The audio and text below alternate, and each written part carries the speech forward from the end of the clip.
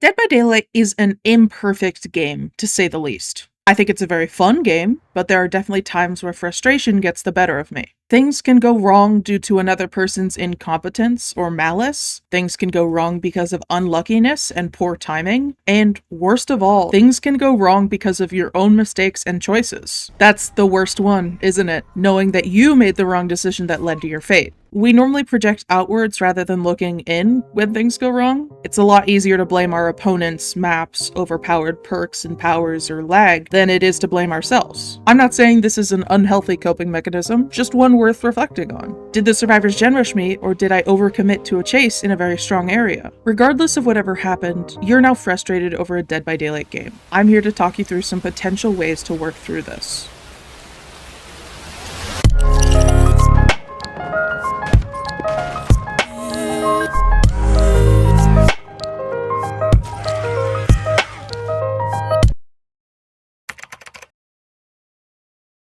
It's an obvious answer, but one worth talking about. For the sake of your own mental well-being and enjoyment of the game, sometimes the best choice is to recognize that you're not having fun and to do something else. That's easier said than done. As someone who has struggled with video game addiction, I recognize that it's difficult to go through with closing the game, because then you have to face reality, and more often than not, it's you sitting in a dark, cold room alone at 3 in the morning. Is that too real? Whoopsie, okay, let's move on. A break can look like getting up and stretching, taking some deep breaths, giving your pet some attention and love, switching to a less stressful game. All of these would be better than, well, sometimes through pressure that we put on ourselves or the pressure of playing with others, we continue to play even if it's crystal clear that we're not having fun. This is not good. Continuing to play through the trials when you're already frustrated can turn that frustration into anger or even aggression. If you've reached a point where you're genuinely yelling at or about your teammates or opponents, then I think you've gone too far. I understand that there are plenty of stressors and factors contributing to your mental state, and it's a whole lot easier to yell at that toxic Nia or toxic Blight than it is to face real issues. But it won't help. Not in the long run. Not even really in the short run, either. Let's move on to... If I've had a bunch of frustrating survivor matches, I can switch to killer, and the opposite is true. I can also switch from playing competitively to a more casual build. And if I'm trying out a killer I'm bad at, I can switch to a killer I'm good at in order to rebuild whatever ego points I've lost from losing or having difficult matches. An important stipulation to this method: do not shift from playing casually to playing aggressively in order to take out your anger from previous trials onto future opponents. Holding on to that aggression and anger isn't healthy, and if a trial sticks with you for that long, then you might need to reevaluate your approach to this game. Your emotions, whatever you're feeling, are valid. What's not valid is lashing out at people because you don't know how to cope with stress. It's okay to cry, it's okay to yell, as long as you're not yelling at people, and your frustration is not an overreaction or an irrational response. This game is buggy, imbalanced, difficult to master, and asymmetrical. By all means, none of us should be having fun most of the time, but we do our best, and that's all we can do. We often put limitations on ourselves out of fear of upsetting the other side. We don't want our peers, teammates, or even opponents to dislike us. We don't want to be accused of being toxic or unfun, so we don't use toxic strategies, or we limit our perk or add-on usage. But what this does is it makes it so that when you're put into a game where you could have won if you hadn't limited yourself, you will enjoy the game less. Unfortunately, we often find ourselves trapped by our own fears. A fear of being disliked is a difficult one to overcome. It's one I'm still working on. But a fundamental truth about this game is there will never be a situation where everyone is happy. We've seen it in the community. Every single update the devs release gets some level of backlash and criticism. Every survivor team's best game of the night is that same killer's worst. I've seen people talk about how they want to take a break, but it can be difficult when there are constant reminders on social media and videos of people having fun. And then you go to have fun and you're fucking miserable. It doesn't help that there are limited time events and exclusive cosmetics, and it makes taking a break even more difficult. Just remember, you don't need to collect cosmetics for the sake of collecting cosmetics. Even if they're cool, even if they're time limited. If you don't play that character, do not let Dead by Daylight's marketing team entice you into playing when you aren't having fun. A cosmetic will not change whether or not you enjoy a trial.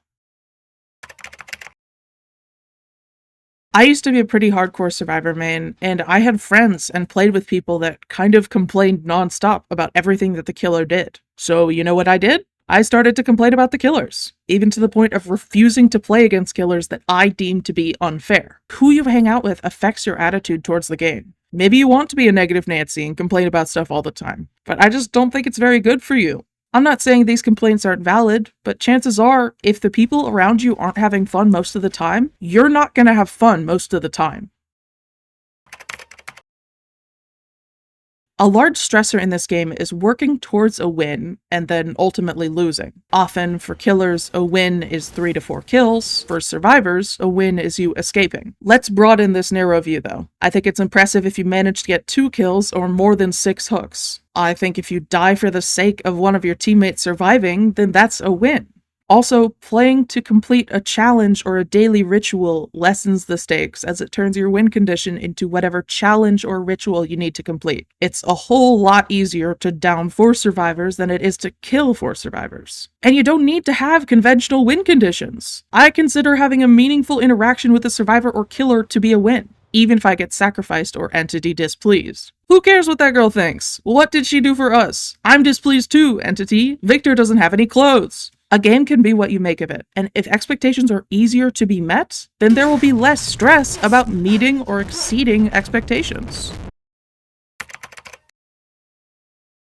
There will be killers and survivors alike that just have bad manners. Maybe they're expressing their frustration in an unhealthy way. Maybe they just want to make you mad. You being mad does not mean that they have won, but you snapping at them and engaging in their toxicity does mean that they have succeeded in exerting control over you.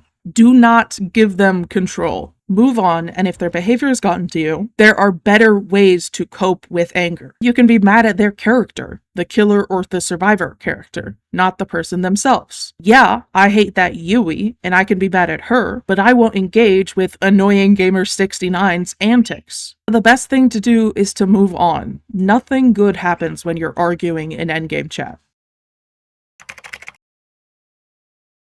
An important part of failure is learning. If you've made a mistake that led to you losing, your takeaway doesn't have to be that you're an incompetent, stupid, bad killer or survivor. You can learn from what you did wrong and try to do better next time. Every good decision I make in this game is powered by the ghosts of poor decisions from previous trials. I know that all of these are so much easier for me to say than it is for you to internalize or act upon. I just hope I can reach one of you out there that is experiencing a lot of frustration with this game. I hope I can help you with dealing with these very real emotions and help you enjoy the game more. That's why we're all here. We all want to have fun, and we all want to enjoy the game. We're all just wasting our time together, so let's make it worth our while and do what we can to make it as positive an experience as possible. Never you mind, sweet waste of time. Truth is unkind, truth is unkind. You never mind, sweet waste of time. Truth is unkind, truth is unkind. I'd like to thank you guys for watching, and specifically shout out the people on Ko-Fi. Thank you Taz, Taxi, Herp, Bashi, Hammock, Nelson, Katz, Leo, and Alibi for your support. Y'all are awesome. If you would like to see extended versions of videos, behind the scenes, and also get shouted out, I set up a Ko-Fi! It's $2 a month, and it's to counterbalance all my videos getting demonetized. Okay, I love you guys. Bye-bye! Like a river from the sky, like a river from the sky, like a river from the sky, like a river from the sky.